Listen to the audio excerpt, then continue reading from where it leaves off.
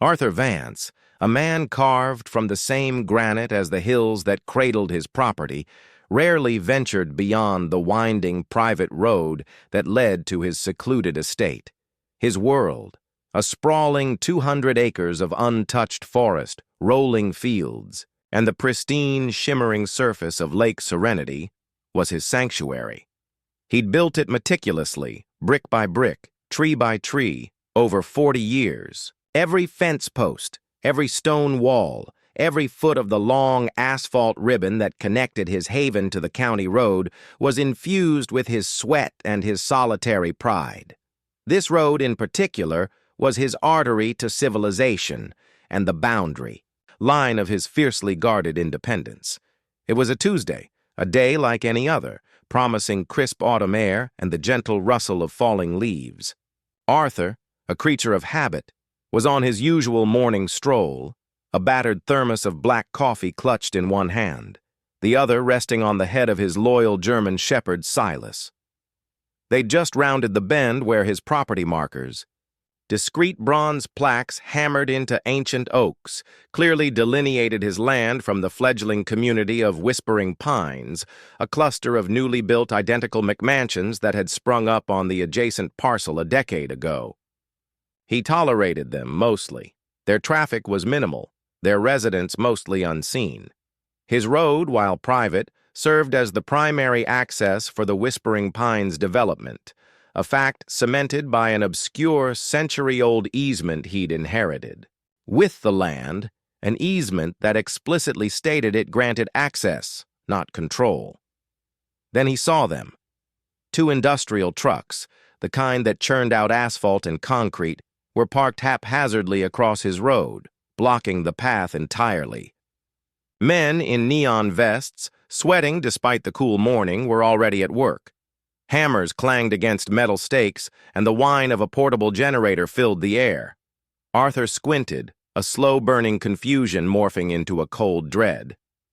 They weren't repairing potholes. They were building something. What in God's name are you doing? Arthur's voice, usually a low rumble, cracked like a whip across the quiet morning. Silas, sensing his master's sudden tension, let out a low, warning growl. A burly man with a thick beard and a faded Superior Construction logo on his cap looked up, wiping his brow with the back of a gloved hand. He seemed unfazed. "Morning, sir. Installing speed bumps. HOA directive."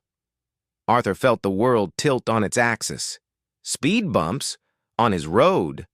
His thermos slipped from his grasp, coffee splashing across his worn boots. "HOA? What HOA?" The man gestured vaguely towards Whispering Pines. "Homeowners Association. Said folks were tearing through here too fast. Need to slow 'em down." Arthur stared at the nascent mounds of asphalt rising from his meticulously maintained surface. These weren't just bumps, they were an invasion, a declaration of war on his sovereignty. He'd designed his road for efficiency and minimal wear, a gentle slope that discouraged excessive speed naturally. You can't do this. This is private property. My private property." The construction worker shrugged, a hint of impatience in his eyes. "Look, Chief, I just follow orders. Got a signed work order right here from the Whispering Pines HOA president, Brenda Albright. She said it was all squared away." Brenda Albright. The name hit Arthur like a cold chisel to the gut. He'd met her once, briefly, at a county meeting about zoning regulations. A woman with a posture so rigid it seemed surgically implanted, eyes that missed nothing, and an unshakable belief in her own administrative infallibility. She had the air of someone who saw rules not as guidelines, but as personal decrees. "Get off my land!" Arthur thundered, his voice raw. "Remove those abominations immediately, or I'll have you arrested for trespass and property damage." The worker raised an eyebrow, a smirk playing on his lips. "Arrested? For doing our job? Look, man, I'm not here for a debate. This road leads to their houses. It's a community road, soon to be HOA maintained. That's what Brenda said. Community. Road. HOA maintained? The audacity was breathtaking. Arthur felt a surge of cold fury, so potent it tasted metallic in his mouth. He wouldn't argue with a hired hand. He needed to go to the source. He spun on his heel, Silas trotting anxiously at his side, and stomped back towards his house. His mind raced, a furious whirlwind of indignation and disbelief. This wasn't merely an inconvenience. It was a profound insult. They hadn't asked. They hadn't notified. They had simply acted with an arrogant assumption of right that bordered on delusion. Back in his study, a room filled with the scent of old leather and even older maps, Arthur pulled out the thick, vellum-bound deed to his property. He knew it by heart, every archaic clause, every precise metes and bounds description. But there, on page 7, was the key. The easement for ingress and egress, granted to the original developers of the adjacent land in 1948. It explicitly permitted passage, nothing more. No right to alter, no right to maintain, no right of ownership, shared or otherwise. His road, his rules. He grabbed his phone, his fingers trembling with a mixture of rage and adrenaline, and dialed Brenda Albright's number. He had it from the county meeting. It rang 4 times before a crisp, almost clipped voice answered.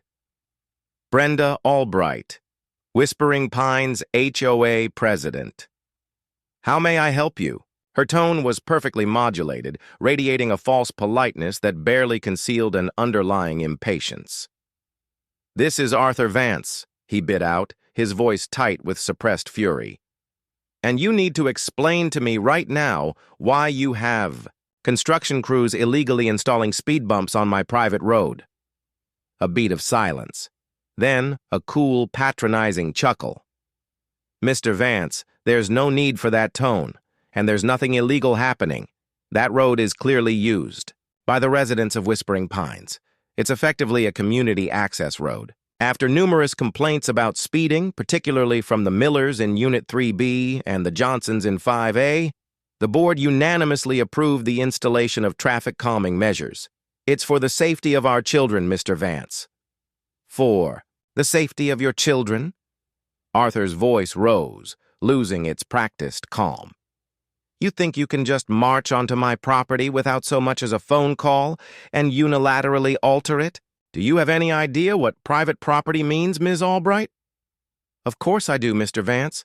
And as far as the HOA is concerned, that road is a shared resource. It's not yours exclusively. We've been using it for years. It connects to our development. It's a common-sense measure. Her voice hardened, losing its pretense of politeness. Frankly, your aggressive demeanor over a few speed bumps is rather unneighborly. Unneighborly? You want to talk unneighborly? You've committed an act of vandalism on my land. I have the deed, Ms. Albright. It clearly states the easement is for ingress and egress. It grants no right to alter the road surface, no right of maintenance, and certainly no right of ownership. This road is mine, every single inch of it. Another pause. This time, longer. Then, a sharp, dismissive sigh.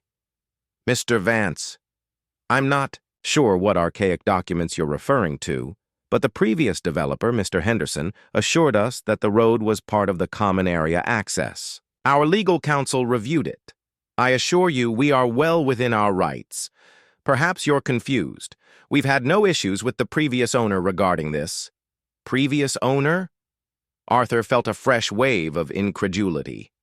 I am the owner, Ms. Albright, and I have been for 40 years. I built that road with my own 2 hands.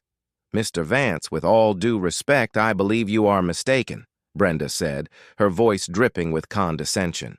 The plat map on file with the county shows that road as the primary access for Whispering Pines. It's used by hundreds of vehicles daily. It's simply not feasible for it to be private. Arthur felt his blood run cold. Hundreds of vehicles? Daily? His road saw perhaps a dozen cars a day, mostly delivery trucks and the occasional visitor. Her blatant falsehood was an insult to his intelligence. That road is used by no more than 20 cars a day, Ms. Albright, and only by your residents.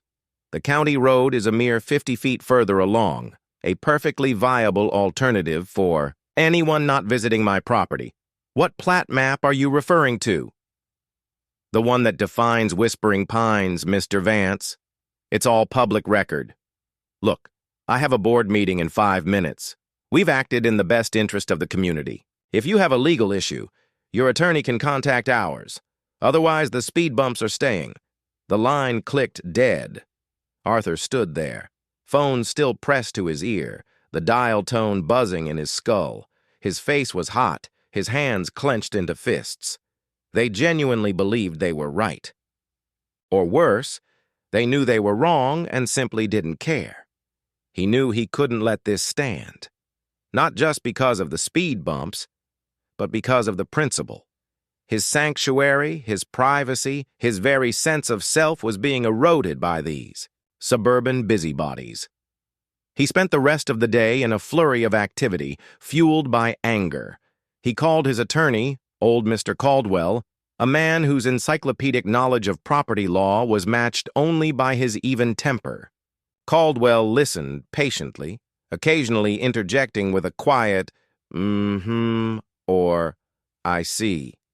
Arthur, this is certainly an overreach, Caldwell finally said, his voice grave. An easement for ingress and egress is precisely that.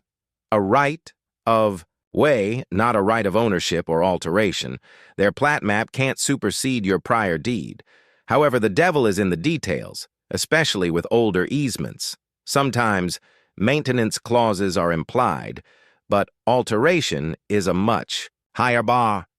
The shared access road agreement lay spread across Arthur Vance's antique mahogany desk, a tangible weapon in his war against the Whispering Pines HOA. Its faded ink and formal script offered irrefutable proof, a legal anchor in the swirling tempest of Brenda Albright's arrogant assertions. Arthur ran a gnarled finger over the signature of his great-uncle, Elias Vance, whose careful hand had ensured the enduring sovereignty of their land. Brenda's dismissal of archaic documents now rang with ironic stupidity. This was no dusty relic. It was the very foundation upon which her community's access to his road rested, and it stated, unequivocally, that any significant alteration required his consent. Armed with this discovery, Arthur felt a renewed surge of purposeful fury. The passive legal volley of cease and desist letters was no longer enough. This called for direct action, a clear demonstration of ownership. He picked up his phone and called Ben Caldwell. Ben.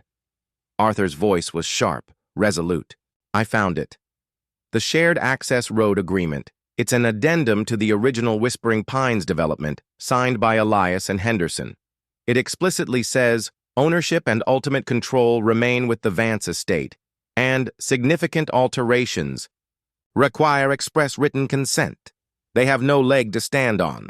A palpable silence stretched across the line before Caldwell's delighted, albeit cautious, reply. Arthur, that's excellent news. That changes everything. It means they're not just mistaken. They're in direct breach of their own governing documents. This gives us a much stronger position for injunctive relief, perhaps even damages for the repairs. Forget the damages for now, Arthur interjected, his gaze fixed on the offending speed bumps visible through his study window. I want those bumps gone, and I want them gone now. What's the fastest way to make that happen? Well, we could file an immediate injunction. The court could order their removal. But that still takes time, Arthur. Days at least for a hearing. Maybe a week or two for an order, unless you're proposing something more direct?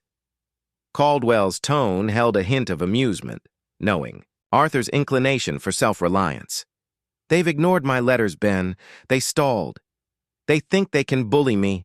I need to make a statement that they can't ignore. What if I simply remove them myself? Caldwell paused, a slight cough. Legally, Arthur, you'd be within your rights. It's your property. They are trespassers who damaged your land. but practically it might provoke them further. They could claim you're destroying HOA property, however flimsy that claim might be. It could complicate matters. I'd prefer a court order to back you up.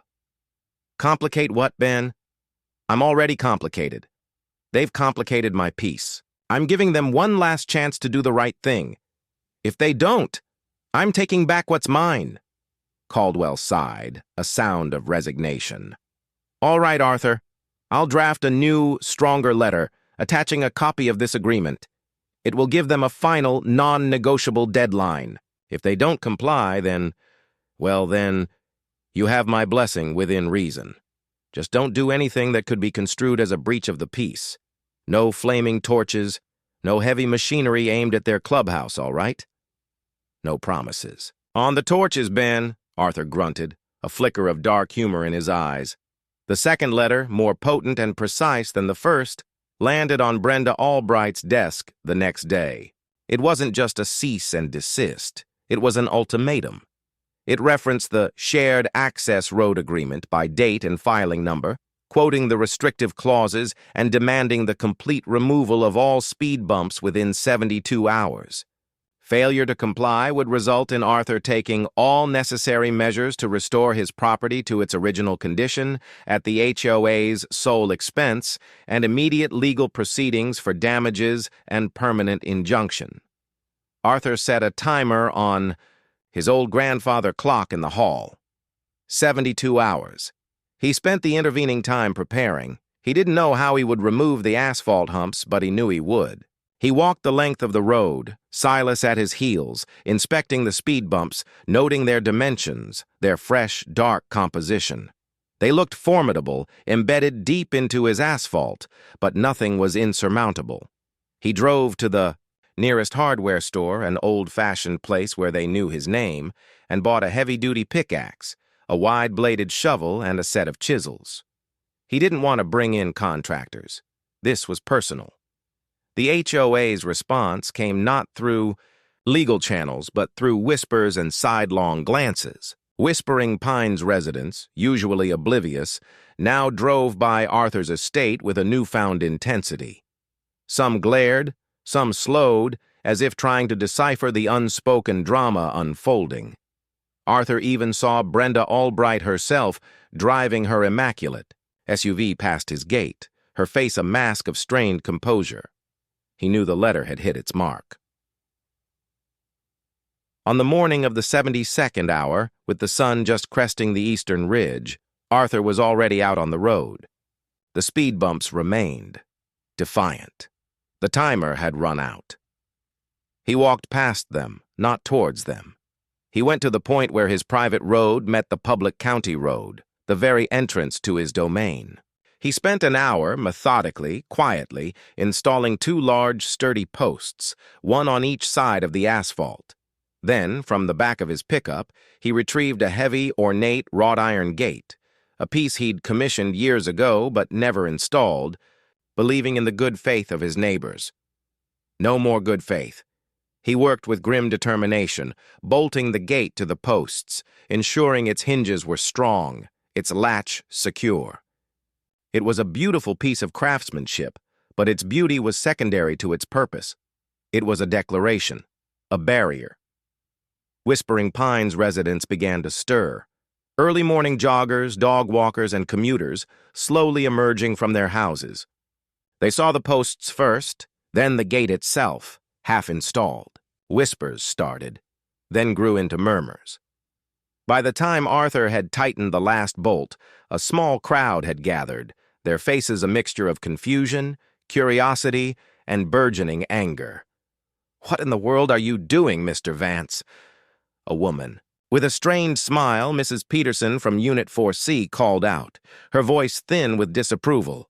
Arthur stood up straight, wiping sweat from his brow. He looked at the gate, then at the growing crowd. "I'm securing my property, Mrs. Peterson. This is my private road, and it's about to become a gated private road." A collective gasp rippled through the onlookers. Brenda Albright's SUV, screeching to a halt at the sight of the gate, seemed to materialize from the morning mist. She burst out of the car, her face crimson, her perfectly coiffed hair slightly askew. Her eyes, usually so composed, now blazed with genuine fury. "Mr. Vance, what is the meaning of this? You can't put a gate here. This is the only access point for our entire community." Her voice was sharp, verging on a shriek. Arthur leaned casually against one of the newly installed gate posts, Silas sitting patiently at his feet. "On the contrary, Ms. Albright, I can. And I have. This is my land. Always has been. The shared access road agreement, which your HOA is so clearly in violation of, allows for ingress and egress, but grants no right to alter my property, nor does it grant you or your HOA ownership or control. I sent you a letter, a final warning. You chose to ignore it, now you reap the consequences." "That agreement is outdated. It's irrelevant," Brenda spat, marching closer, her hands clenched. "Our legal counsel assured us this road is effectively common property due to continuous use." "Then your legal counsel is either incompetent or deliberately misleading you," Arthur said, his voice calm, cutting through her rising hysteria. "I also sent your esteemed counsel, Ms. Davies, a copy of that agreement. It's legally binding, Ms. Albright. It's also the very document that permits your access to my land in the first place." He paused, letting that sink in. The implication hung heavy in the air. If the agreement was irrelevant, so was their right of way. "Now," Arthur continued, his gaze sweeping over the speed bumps behind him, then back to Brenda, "as per my letter, since you failed to remove the illegal alterations to my property, I'll be removing them myself. And once they're gone, this gate will be locked, permanently." The crowd erupted in a cacophony of protests. "You can't do that! My kids go to school! This is insane! We'll be trapped!" Brenda, her face contorted, pushed her way through the murmuring residents. "This is an act of aggression, Mr. Vance. You're disrupting an entire community. We'll sue you for every penny you have. We'll get an injunction. You'll never get away with this." Arthur simply smiled, a slow, grim curve of his lips that held no warmth. "Brenda, I own this road. You built illegal obstructions on my property. You ignored my warnings. You think you can bully me, but you're sorely mistaken. This isn't aggression, it's self-defense. And as for getting away with it," he reached into his pocket and pulled out a heavy, old-fashioned brass key, dangling it in front of her. "I already have." He turned, picked up his pickaxe, and walked purposefully towards the nearest speed bump. The crowd watched, stunned into silence. He raised the heavy tool, the morning sun glinting off its sharpened point. With a grunt of effort, he brought it down, the pickaxe biting deep into the asphalt, tearing a jagged chunk from the black hump. The sound was a harsh, ripping tear, amplified by the sudden silence of the onlookers. Brenda Albright watched, her mouth agape, as a small piece of the speed bump, a symbol of her authority, flew past her face. Her carefully constructed world of rules and regulations, of HOA. The metallic shriek of the pickaxe tearing into asphalt ripped through the stunned silence, a visceral sound that resonated deeper than words. Arthur Vance, his back ramrod straight, continued his work with a methodical rhythm, each swing of the tool a declaration. Chunks of blacktop flew, scattering across the gravel shoulder. The speed bump, a monument to Brenda Albright's misplaced authority, was rapidly becoming a pile of fragmented debris. The crowd of Whispering Pines residents, initially paralyzed by shock, began to stir. Murmurs escalated into indignant shouts. "Stop! Him! This is an outrage! He can't do this!" Brenda Albright, her face a mask of disbelief, snapped out of her stupor. "Mr. Vance, I'm warning you. Every piece of damage you inflict here will be added to the lawsuit. You're vandalizing HOA property." Arthur didn't even look up, the pickaxe continuing its destructive dance. "This is my property, Ms. Albright. You're witnessing its restoration, and when I'm done, This road will be closed to anyone without my express permission." He punctuated his sentence with a particularly forceful blow, sending a shower of asphalt chips towards her feet. She recoiled, a small yelp escaping her lips. A younger man, tall and lean with a tightly cropped beard, pushed through the crowd. This was Mr. Henderson, Unit 2A, a lawyer by trade, known for his aggressive courtroom tactics and even more aggressive opinions at HOA meetings. "Vance, cease and desist. This is a public nuisance. You're creating a hazard." Arthur finally paused, resting the pickaxe against his shoulder, his eyes cold and unwavering fixed on Henderson. "A hazard? The only hazard here was your HOA's arrogant assumption of control over land that does not belong to them. This road is, and always has been, private. The Shared Access Road Agreement, which your community relies on for access, clearly states that ownership and control remain with the Vance estate. Any alterations require my written consent. You have none. You are in breach." Henderson scoffed. "That old agreement? It's been superseded by decades of continuous public use. It's an implied dedication. This road is a de facto public right-of-way." "Implied dedication?" Arthur's voice was laced with scorn. "I pay the property taxes on every inch of this road. I maintain it. There's no dedication, implied or otherwise. It's private. And if you believe otherwise, Mr. Henderson, then I suggest you take it up with my attorney, Mr. Caldwell. He's already informed your HOA of your egregious breach." He turned back to the speed bump, resuming his work. The rhythmic thud of the pickaxe served as a relentless counterpoint to the growing clamor of the residents. Brenda, recovering her composure, pulled out her phone. "I'm calling the sheriff." "Mr. Vance, this is a clear case of vandalism and disturbing the peace." Arthur didn't miss a beat. "You do that, Brenda. Tell them Arthur Vance is on his own property, reclaiming what's rightfully his. And tell them to bring a copy of the county's records office plat map, specifically the Shared Access Road Agreement, filed under document number 1948-03-27B. They'll find it quite enlightening." The mention of the sheriff, however, sent a ripple of unease through the crowd. Some residents started to back away, glancing nervously at Arthur's determined silhouette. Legal battles were one thing, a confrontation with the law was another. Within 20 minutes, 2 sheriff's cruisers pulled up, sirens silent, lights flashing a subdued red and blue against the morning sun. Deputy Miller, a young, earnest officer Arthur vaguely recognized, and grizzled Sergeant Davies, a man whose face seemed permanently etched with the weariness of small-town disputes, stepped out. Sergeant Davies approached Arthur cautiously, his eyes taking in the half-demolished speed bump and the gathering crowd. "Mr. Vance, we received a call about property damage and a disturbance." Arthur straightened up, wiping his brow with the back of his hand. He looked composed, if a little dusty. "Sergeant, good morning. I'm simply removing unauthorized structures from my private property. The disturbance, if any, is being caused by these individuals trespassing on my land and protesting my lawful actions." He gestured vaguely at Brenda and the cluster of residents. Brenda, seeing the law enforcement, immediately stepped forward, her voice regaining its authoritative edge. "Sergeant, this man is destroying HOA property. He's putting a gate across our only access road. He's trapping us."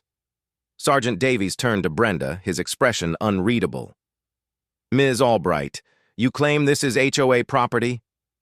"Yes, it's the main access road for Whispering Pines." "It's common property," she insisted, her voice rising in pitch. "We've had continuous use for years. It's implied dedication." "Implied dedication, huh?" Sergeant Davies grunted, then turned to Deputy Miller. "Miller, check the county records for the Whispering Pines development. I want a copy of the original plat map and any subsequent easements or agreements regarding the access road." Deputy Miller, already on his tablet, nodded and began typing. Within moments, he looked up, his brows furrowed. "Sergeant, I'm seeing something here. A Shared Access Road Agreement, dated 1948, attached as an addendum to the original Whispering Pines development filings. It specifies that ownership and control of the road remain with the Vance estate, and that any significant alterations require written consent from the grantor or their assigns. A collective intake of breath from the Whispering Pines residents. Brenda Albright's face went ashen, her carefully constructed certainty visibly crumbling. Henderson, the lawyer, swallowed hard.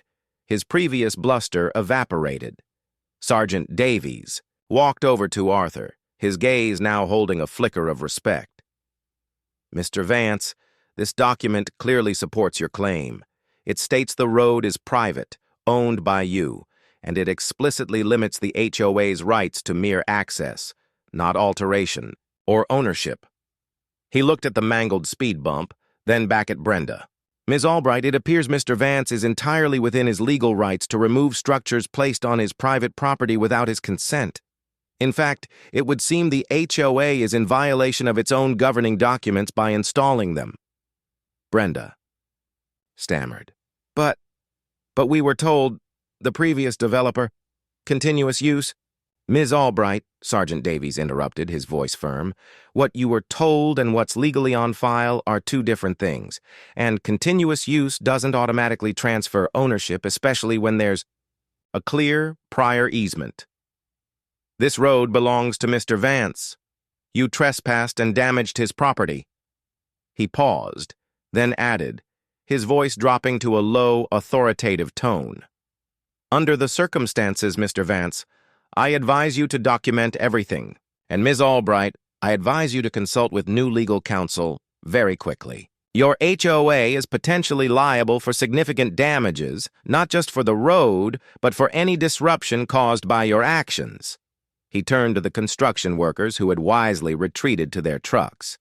"And as for you, gentlemen, I suggest you pack up your equipment and leave. You're working on private property without permission from the owner. Any further work or any attempts to reinstall these speed bumps will result in immediate charges of trespass and vandalism."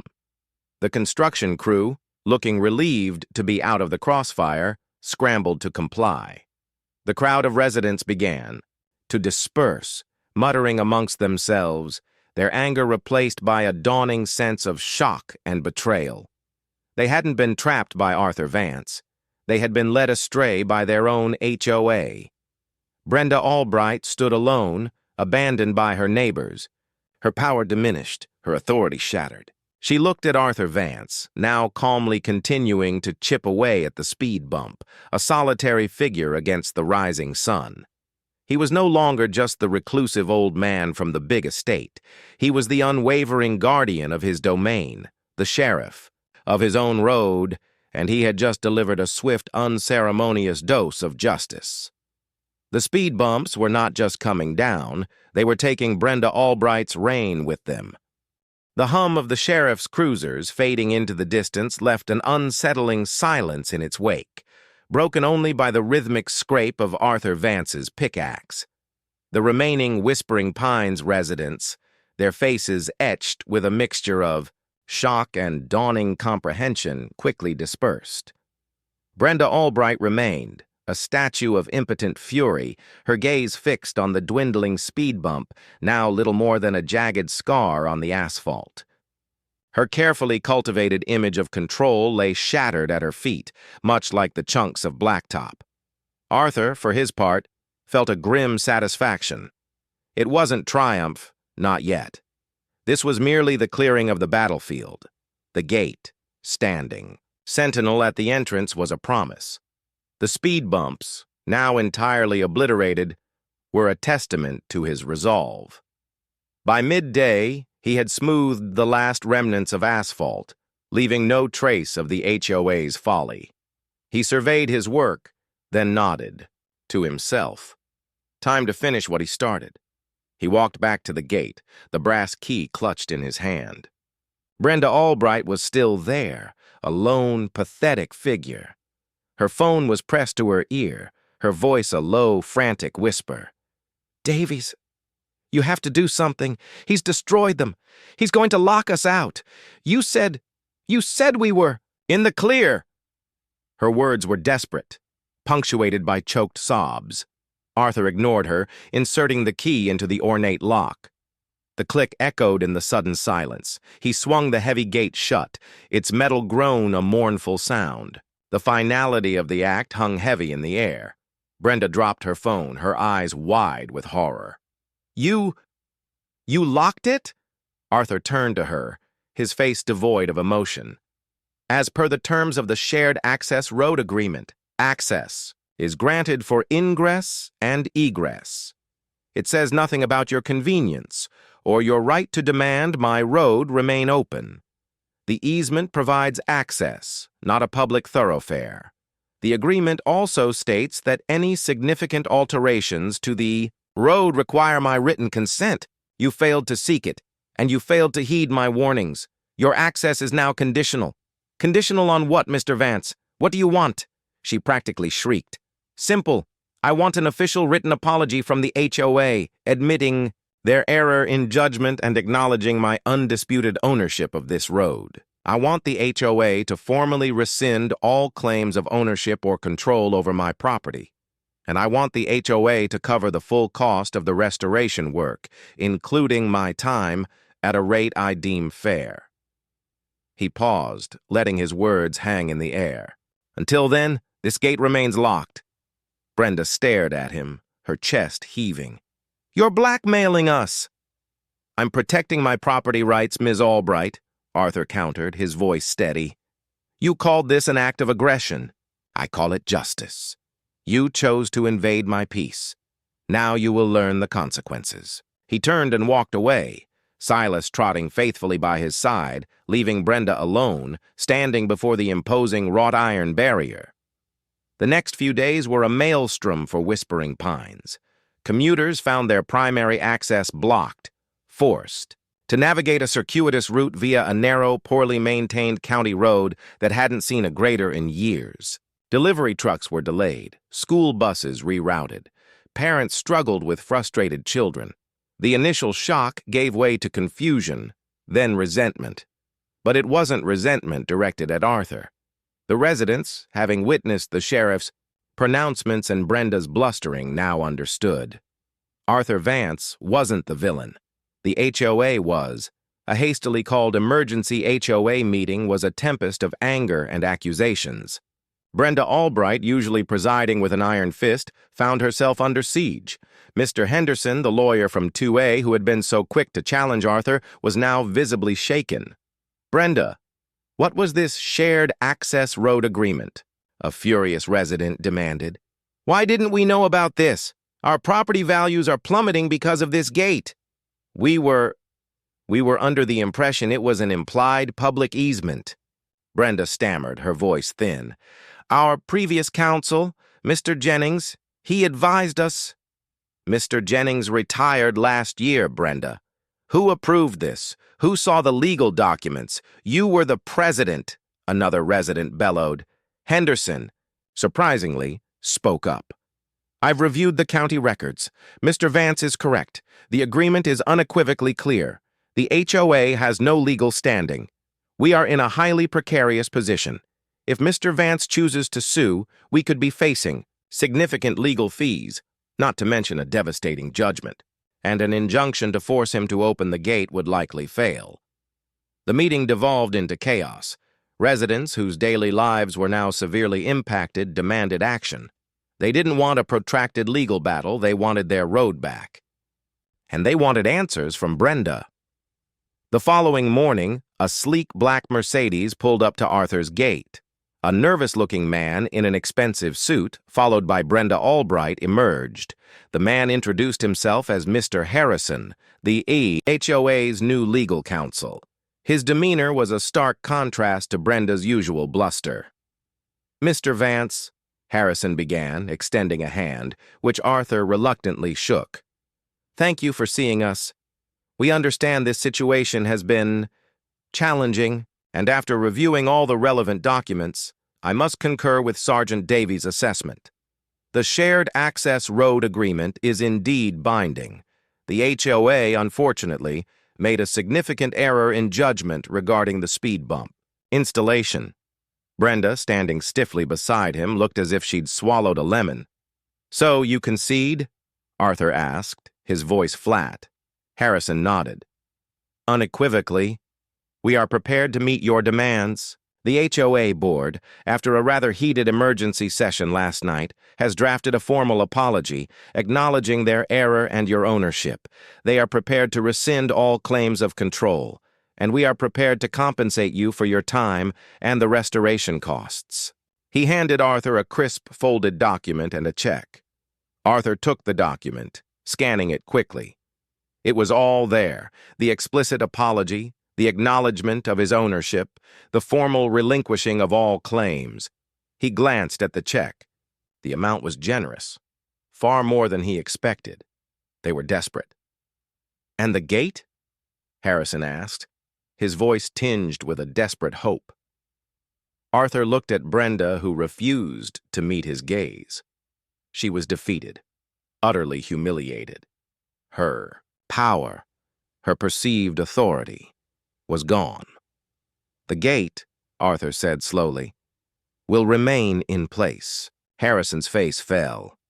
"Mr. Vance, surely now that we've complied, you can reconsider? The residents, they're suffering. We just want to get back to normal." "Normal, Mr. Harrison, is what I had before your HOA decided to illegally alter my property," Arthur replied, his voice firm. "The easement grants access. It doesn't guarantee an open, uncontrolled thoroughfare. This gate is my right. It's my protection. It will be open during reasonable daylight hours for residents of Whispering Pines to pass as per the easement. But it will be locked at night. And for any non-residents seeking to access Whispering Pines via my road, they will need to be buzzed in." Brenda finally looked up, her eyes blazing with a rekindled, albeit desperate, defiance. "You're still punishing us." "No, Ms. Albright," Arthur said, meeting her gaze directly. "I'm establishing boundaries. You ignored them once. You won't again. This gate is a reminder, a very tangible, very solid reminder." He paused, then added, his voice dropping slightly, "And it will ensure that I know exactly who is on my property and when." He took a step closer to the gate. "The HOA will be responsible for providing all residents with an access code for daytime entry and for establishing a communication system for after-hours access. The gate will be solar-powered, with an intercom system directly linked to a designated HOA security phone and to my own residence for emergencies." He had clearly thought this through. "The cost for installation and maintenance of this new system will, of course, be borne entirely by the HOA." Harrison swallowed hard, nodding slowly. This was far more than they had anticipated, but it was also a way forward, a path out of the legal quicksand. We can arrange that?" "Mr. Vance." Brenda remained silent, her shoulders slumped in defeat. The tables had turned irrevocably. Arthur Vance hadn't just removed their speed bumps. He had built a new, unassailable wall of his own, a permanent symbol of his dominion. He had taken back his road, and in doing so, he had redefined their relationship, not as a shared convenience, but as a privilege he now exclusively controlled. The power dynamics of Whispering Pines had shifted irrevocably, and the HOA, once the undisputed rulers of their small domain, now lived under the watchful eye of the sheriff of Lake Serenity Road. The gate, a symbol of Arthur Vance's unwavering resolve, now stood as a constant, tangible reminder of the HOA's humbling defeat and the true meaning of property rights. The weeks that followed were a testament to Arthur Vance's iron will and Brenda Albright's profound miscalculation. The ornate wrought iron gate, now fully automated and solar-powered, hummed softly as residents of Whispering Pines passed. Through each entry and exit, a stark, undeniable reminder of their community's new reality. During the day, it swung open for those with the correct access code, but at night, it sealed shut, transforming Arthur's Road from a presumed public thoroughfare into the private, controlled artery it always was. The HOA, under the guidance of Mr. Harrison, moved with an uncharacteristic alacrity. Residents received new access codes. A dedicated HOA security phone was set up to manage after-hours entry. and a small discreet intercom system was installed at the gate, its wires running, directly to Arthur's study. The cost, as Arthur had insisted, was borne entirely by the HOA, a substantial sum that further depleted their reserves and stung Brenda Albright's pride. Brenda, stripped of her authority and facing a barrage of complaints from furious residents, became a pariah within Whispering Pines. The initial anger directed at Arthur had long since evaporated, replaced by a bitter resentment towards the woman who had led them down a path of inconvenience and humiliation. Whispers followed her at the community pool, faces turned away when she approached in the grocery store aisle. Her carefully constructed facade of community leadership crumbled, revealing the brittle ego beneath. Arthur, meanwhile, retreated back into his cherished solitude. The gate provided not just security, but peace of mind. The occasional flash of headlights at night, followed by the soft whir of the intercom, was no longer an annoyance, but a controlled interaction. He rarely spoke to the residents directly, preferring to monitor their movements from afar. He was no longer just the reclusive landowner. He was the quiet, watchful guardian of his domain, his authority cemented not by bluster, but by undeniable legal fact. One crisp autumn evening, as twilight painted the sky in hues of orange and purple, Arthur sat on his porch with Silas watching. The last of the residents trickle home. The air was still, the scent of wood smoke mingling with damp earth. He heard the faint jingle of the gate opening, then closing. A car approached, not one of the usual SUVs, but a modest sedan. It pulled up to the gate but did not pass through. Instead, it parked just beyond the entrance on the county road. A figure emerged, hesitant, small in the fading light. It was Brenda Albright. She stood there, silhouetted against the last glow of the sunset, a curious figure of defiance and despair.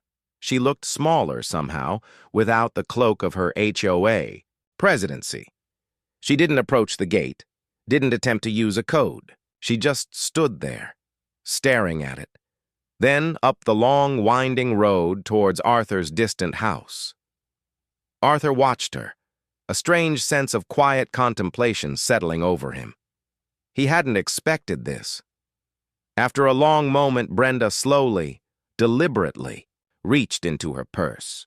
Arthur tensed, wondering if she was pulling out a phone to make a final desperate call, or perhaps something more sinister. But it wasn't a phone. It was a small, worn piece of paper. She crumpled it in her hand, then, with a choked sob that carried faintly on the evening breeze, she tossed it into the tall grass by the roadside. She got back into her car, her movements stiff and jerky. The engine started, and the car turned, heading away from the gate, back towards Whispering Pines, but not along Arthur's road. It took the long, circuitous county route, the one Arthur had forced them to use. Arthur watched her until her taillights disappeared around the distant bend. He rose, a new curiosity overriding his usual detachment. He walked down to the gate, Silas trotting ahead. By the roadside, he found the crumpled paper. He smoothed it out.